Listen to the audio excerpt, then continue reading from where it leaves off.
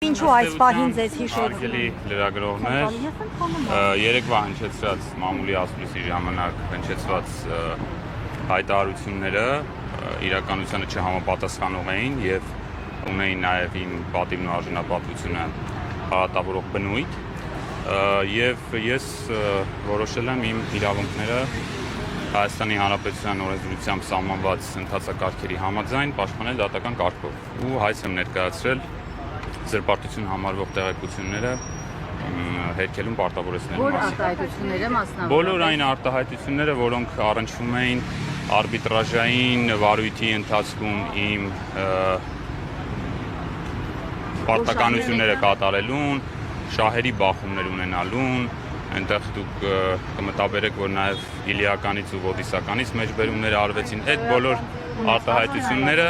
արված արտահայտությունները եւ մեջբերված փաստերը իրականությանը չհամապատասխանող են եւ ոչ միայն չեն համապատասխանում, այլև այնպիսի կոնտեքստում էր ներկայացվում այդ ամենը, որը արատավորում էր անձի այդ դեպքում իմ պատիվն ու արժանապատվությունը։ Ինչու այս պահին որ հանրությունը շուտով հասկանալի է, որ կառավարությունը մեկ անձ չէ, երբ շուտով եւ երբ ինչպես է հասկանալու։ Դժվար ճանապարհ է, ես ընտրել եմ այն ճանապարհը, որը իրավական է, իրավաչափ է, օրինական է, ես պատահական այսպես ոտքի վրա խոսքեր չեմ ասում, իմ ձեռքը մաքուր է, խիղճս հանգիստ է եւ պատրաստ եմ այդ երկար ճանապարհով, իրավական ճանապարհով հասնելու նրան, որ հերքվեն են արտահայտությունները, որոնք արվել են իմ հասցեին, իմ անձի հասցեին, արատավորող բնույթ ունեն եւ կարծում եմ նաեւ պետք է մեկ ընկալում լինի, որ Հայաստանի Հանրապետությունում մեր այս հայրենիքում չի կարող լինել բռնապետություն։ Մենք գնում ենք ուղիղ այդ ճանապարհով։ Այս պահին ես գումարային պահանջ դեռ չեմ ներկայացրել, Հայաստանի Հանրապետության օրենսդրությունը հնարավորություն է տալիս հայցի հիմք եւ առարկա փոխել, ավելացնել պահանջները։ Այս պահին զուտ, քանի որ շատ արագ իրադարձությունները զարգացան, ես այս պահին ներկայացրել եմ ուրեմն արտահայտությունները հերքելուն պարտավորեցնելու պահանջ, ընթացքում կերևա, միգուցե նաև ներկայացնեմ։ Չէ, քաղաքացիական, այո, քաղաքացիական հայց է Երևան քաղաքի ուրեմն ընդհանուր իրավասության դատարանը մեկ դատական տարածք է եւ ըստ էության բոլոր դատարաններում էլ այդ հայցը կարող է ներկայացվել։ Սա թեև քրեական դատարանի նստավայրներ, բայց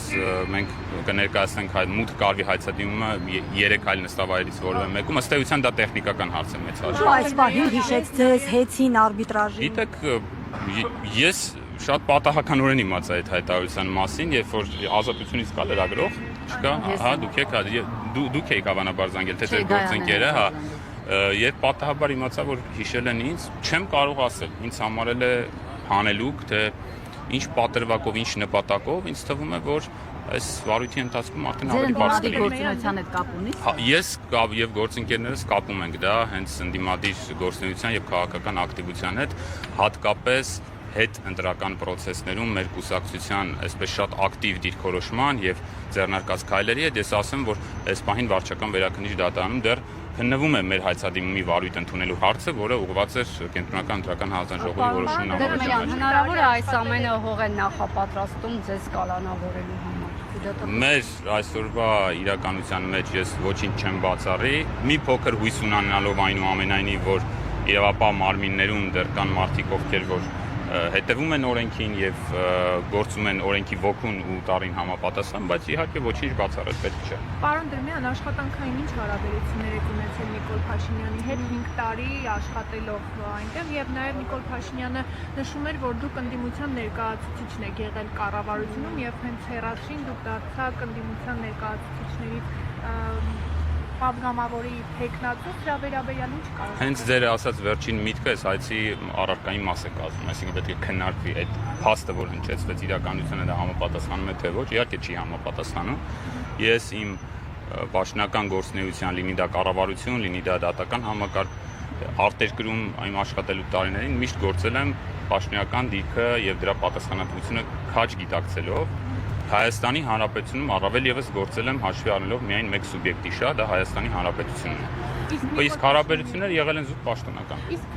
Բացառապես պաշտոնական։ Պարոն Դրմյան, քանի որ այդ ընթացքում մեր երկրի համար կարևորագույն իրադարձություններ են տեղի ունեցել, այդ թվում եւ Արցախի անկումը, դուք այդ ժամանակահատվածում հաշտ եք տեղի ունեցողի հետ։ Գիտեք, բնականաբար հաշտ չէի, որպես անձ, որպես Հայաստանի քաղաքացի, եւ դրանից ելնելով նաեւ իմ մասնագիտական գործունեությունը ինձ թվում է հանրությանը հայտնի է եղել եւ տեսանելի է եղել գրասենյակի գործունեությունը, թե ինչ հսկայածավալ աշխատանք է տարել գրասենյակը,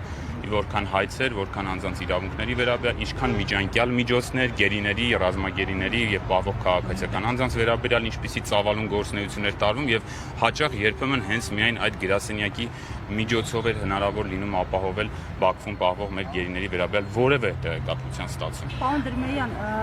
Փաշինյանի հայտարարություններից հետո դատախազությունը process մեկնարկեց, ինչ է արվել դրա համատեքստում, Տեղյակ եք կարգավիճակ կա, չկա։ Այն հայտարարությունը, որը մամուլով է տարածվել, այս պահին ես էլ այդքանից եմ տեղյակ։ Որևէ այլ գործողություն, որևէ process-ի վերաբերյալ, որևէ տեղեկություն չունեմ, որևէ այս պահին դատավարական գործողություն չի արվել, ես տեղյակ չեմ։ Հաշվի առնելով, որ խորհրդարան չանցավ ձեր ուժը, ձեր հաջորդ քաղաքական քայլը որն է լինելու, ինչով եք զբաղվելու այս ընթացքում։ Գիտեք, մենք դեռ հարաբերական այսպես կարծես пассивություն է քաղաքական դաշտում, բայց մենք пассив չենք մնում եւ ներկուսակցական քննարկումներ ենք ունենում հետագա քայլերի մասով, ինձ թվում է, երբ որ դրանք շուտով յուրեղանան նաեւ այդ մասին հայտարարությամբ հանդես կգանք, ասացի, որ ունենք ընթացիկ մեկ դատական process վերաքննիչ վարչական դատարանում կապված կենտրոնական դրական հանձնաժողովի որոշման վիճարկման հետ, գիտեք, որ վարչական դատանը վարույթ չէր ընդունել հայցը, Սահմանադրական դատանը եւս չընդունեց այդ հայցը եւ մենք հիմա բողոքարկում ենք վարչական դատանում, միգուցե դա նաեւ իր շարունակություն ունենա մարդու իրավունքների եվրոպական դատանում այդ գործը։ Փաշինյանը նաեւ ձեզ մեղադրեց ինֆորմացիայի արտահոսքի համար քաղաքական լրատվական դաշտ, արդյոք նման համագործակցություն ինչի մասին եղել է եւ Դուք հիշում եք մեկ դեպք արբիտրաժի այդ վարույթի, այդ քննարկված վարույթի ընթացքում, երբ ես հանդես գամ որևէ լրատվականի, որևէ բարձրաբանում տալով ձեր ասած փաստը հայցի հերթական առարկայի մեջ մտնող դրվագներից մեկն է, որի ապացուցման բեռը գրում է հայտարարություն տարածած անձը։ Պարոն Դրմեյան, անցած տարի մինչև ձեր պաշտոնանկությունը հետի վերաբերյալ արբիտրաժային դատարանի միջանկյալ որոշումը, որ եղել է, դուք որպես այդ ժամանակ պաշտոնյա, ինչ դիրքորոշում եք հայտնել։ Խոսքը կհիշեք այն գրության մասին էր, որը տարածվեց։ Մեկ պետական մարմինը դիմել էր մեկ այլ պետական մարմնի բարձրաբանում պահանջելով։ Կոնկրետ հարցադրումները հիմա չեմ հիշի դրվագային, բայց այդ գրությանը այո, այդ թվում նաև որոշումը կատարման ենթակա է, կատարման ենթակա չէ եւ այլն։ Եվ գրասենյակը, քանի որ ապահովում էր Հայաստանի Հանրապետության շահերի ներկայացումը արբիտրաժային վարույթում, իր լիազորություններից ելնելով պատասխան է տվել, ներկայացնելով, թե իրավական կարգավորումը ինչպիսին է, այսինքն եթե կատարման պիտի ենթակա լինի վճիռը, ինչ քայլեր պետք է արվեն, եթե կառավարությունը չի ցանկանում կատարել, դրա ռիսկերը որոնք են։ Ընդհանրապես սրա մասին է խոսքը։ Թե հետագայում այօրինակ ես էլ կցանկանայի տեղեկանալ, թե այդ ինչպես է ստացվում, որ երկու պետական մարմինների միջև եղած գրությունը հետո հայտնվում է լրատվական դաշտում, հետո ինչ որ ուրեմն այդ արտահոսքի միջոցով հայտնվում է լրատվական դաշտում, դրա մասին սկսում է, օրինակ ինձ էլ է շատ հետաքրքիր։ Պետք է կատարվի արբիտրաժային դատարանի միջանկյալ որոշումը, թե ոչ։ Ընդհանրապես Հայաստանի Հանրապետությունը, երբ որ ստանձնում է պարտականություններ միջազգային պայմանագրով, կլինի դա երկկողմ թե բազմակողմ, այդ պարտականություններին համահունչ ինքը պետք է գործի։ Բայց չկատարվեց իրականում որոշումը։ Դե գիտեք, աշխարհում շատ կան դեպքեր, երբ որ պետությանը պարտավորեցնում են վճիռ կատարել, այդ պետությունը բոլոր ռիսկերը հաշվի առնելով չի կատարում այդ վճիռը։ Հիմա չկատարեց, հետևանքները պետք է տեսնենք ինչ է լինելու։ Իսկ դուք դրանից հետո, երբ ազատվեցիք աշխատանքից, ինչու որոշեցիք դիրքավորվել որպես ընդդիմադիր, որտեղ 5 տարի ամեն դեպքում կառավարության ներսում եք աշխատել։ Եթե ուզում եք, էլի Ես կարծում եմ, որ Հայաստանի Հանրապետությունում նույնիսկ այս պայմաններում անձը, անհատը, քաղաքացին ունի ազատ կամքի արտահայտման, այդ թվում իր քաղաքական դիրքորոշումը արտահայտելու իրավունք։ Ինչու այս պայմաններում հիշեցիք։ Դե որովհետև ես պետական ծառայող լինելով չէի կարող լինել, ասենք, ընդդիմադիր ինչ-որ քաղաքական գործունեության զբաղ, սա ուղղակի սահմանափակում է։ Եվ երբ որ ես ազատվեցի աշխատանքից վարչապետի հրամանով, ոչ թե սեփական դիմումի համաձայն, այդ ժամանակ սկսեցի զբաղվել նախ իմ մասնագիտական գործունեությամբ, փաստաբանական իրավախորհրդատվական գործունեություն եւ նաեւ գաղափարակից ընկերներ ինձ առաջարկեցին միավորվել ավելի գաղափարական պայքար տանելու, որովհետեւ ես հաշտ չեմ եւ հաշտ չէի Հայաստանում տիրող վիճակի հետ։ Ինչու եթե հարց չէիք այդ ժամանակ դուք ինքնական հրաժարականություն։ Որովհետև այդ ժամանակ իմ զբաղեցրած պաշտոնը Հայաստանի Հանրապետության միջազգային իրավական ացիաներում վարած քաղաքականության կոնտեքստում մաքսիմալ հնարավորություններ տալիս ծառայել Հայաստանի Հանրապետությանը, եւ ես դա արել եմ պատվով։ Բայց դրանից հետո հնարավորություն չէր տալիս կնել։ Հիմա էլ եմ, հիմա որպես ազատ քաղաքացի արդեն քաղաքական կոնտեքստում իմ խոսքն եմ ասում, իմ ընկերների հետ միասին, իմ գաղափարակից ընկերների հետ միասին։ Մի տեխնիկական հատկատանից էլ պատասխան կստանաք վարույթ ընդունելու մակագրվելու մասին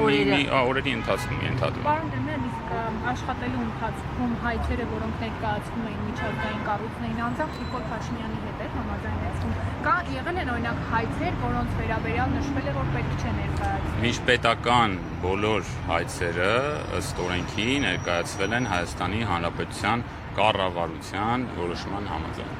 Չէ, ուզում եմ հասկանալ, անձամբ հաստատել եք կամ անձամբ ես այդ հայցերի ներկայացման ժամանակ չեմ եղել այդ անձը, եղել է ներկայացուցիչ, միջազգային իրավական հարցերով ներկայացուցիչ եւ ներկայացուցիչն էր, որ զբաղվում էր այդ հարցերով։ Պարոն Դերմյան, անձամբ այսինքն իր հետ որևէ Ես այդ ժամանակ շփում անձամբ որևէ քննարկում, որևէ շփում չեմ ունեցել, ոչ։ Պարոն Դերմյան, ստացվում է ձեզ մեղադրում են ձեր լիազորությունների սահմաններում գործելու համար, նկատի ունեմ տեղեկացրել եք արբիտրաժի որոշումը անելու եւ չկատարելու դեպքում ինչ հետևանքներ կբխեն։ Այո, ըստ էության միգուցե քիմքին հաջող չեն եղել այդ մարդկանց իմ դիրքորոշումը, բայց ես այլ բան չէի կարող անել, քան գործել օրենքի շրջանակում։ Եվ թե դա ում դուր կգա, ում դուր չի գա, այդ արդեն իմ ինչ եք տեղեկացրել։ Պետական մեկ մարմին, մրցակցության պաշտպանության հանձնաժողովը, որը վարույթ է իրականացնում, տեղեկատվություն էր պահանջել, այդ խոսքը այն գրության մասին է, որը լրատվական կայքերում նաև հասանելի է։ Դրա մասին ընդհանրապես այդ իրավական դիրքորոշման Դուք ինչ եք պատասխանել, որ արբիտրաժային դատարանը նման որոշում է կայացրել Ինչ որոշում է կայացրել, ինչպիսի պահանջներ է ներկայացել այդ որոշման, որն է կատարման ենթակա տվյալ պահին, որով Հայաստանի Հանրապետությունը որևէ անելիք չունի, այս ամբողջը ներկայացված էր այդ գրությամբ, որ կանոնների համաձայն Հայաստանի Հանրապետությունը պետք է գործի։ Վարչապետը նաև կասկածներ հայտնեց ձեր ունեցածքի վերաբերյալ 5 տարվա ընթացքում ինչ որ բան պետական ծառայող որպես ինչ որ գույք ձեռք բերել եք։ Ուրեմն ես քիչ առաջ նշեցի, որ ձեռքս մաքուր քիչս հանգիստ, դա վերահաստատում եմ, ես պետական պաշտոնատար որպես անձ եղել եմ հայտարարագիր ներկայացնող սուբյեկտ, ներկայացվել է հայտարարագիր պատշաճ, օրենքին համապատասխան իմ ամբողջ ունեցվածքը տեսանելի է եղել ոչ միայն հանրությանը, այլ նաև պետական բոլոր մարմիններին։ Բերել եք այդ ընթացքում։ Ոչ։ Պարոն Դերմյան, մտավախություն կա, քանի որ ձեր հայրը, նաև քույրը դատավոր են, հնարավոր է նրանց նկատմամբ որևէ պրոցեսներ։ Եթե գնում ենք այն կանխավարկածով, որ մենք գնում ենք ամենաթողության, այսինքն ամեն ինչ կարելի է իշխող վարչախմբին հետ կանխավարկածով, ես ոչինչ չեմ բացառում իմ հարազատների հետ կապված, իմ ընկերների, բարեկամների, մտերիմների ցանկացած որևէ անձի, ով իմ հետ շփում է ունեցել, դրա հետ կապված իհարկե ոչինչ չեմ բացառում։ Մի բան էլի, երեք միասնության թևերը նաև հայտարարեց, որ ըստ էության բովանդակային, որ վարչապետը ցույցում է տալիս իրավապահներին, բայց Փաշինյանը նշում էր, որ ինքը որպես, չգիտեմ, քաղաքացի հաղորդում է ներկայացնում հանցագործության մասին։ Չի կարող որպես քաղաքացի նաև վարչապետը եւ այլ բարձրաստիճան պաշտոնյաները հաղորդում ներկայացնեն եւ այդ մասին հայտարարեն։ Հիմա տեսեք, կարող է, եթե կարճ, բայց կոնտեքստը նայենք ընդհանուր երկրում տիրող։ Միասնության թևեր կուսակցությունը սահմանադրական դատարանում